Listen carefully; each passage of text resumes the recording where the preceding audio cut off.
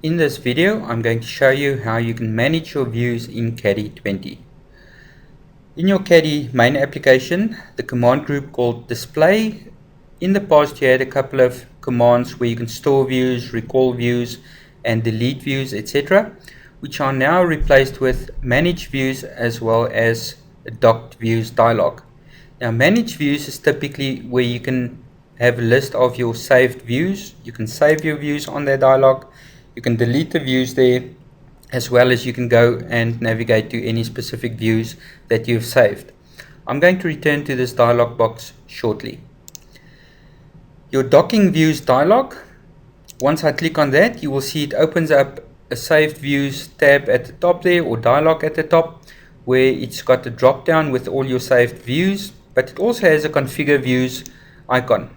Once I click on the configure views icon, you will see that you have the same dialog box as when you click on manage views. So how does this work exactly? Well, it simply means I can zoom in on any specific area in my drawing. I can configure my views, and I can save that view as plans. Click on save, click on close. The same way I can now navigate, for instance, to an area like this, configure the view, save that as site, save, close, and the same way I can pan to something like this and save that view as cable. Click on save, close, and now if I go to my views, configure views dialog, you will see that just by double clicking on these options, I can now go to my plans, to my site view, etc.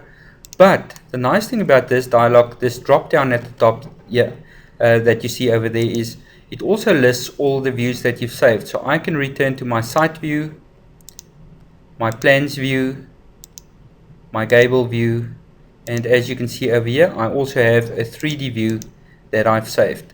So any views in your drawing you can now access from one dialog box, and it is as simple as a drop down to go to any of the specific views that you have saved.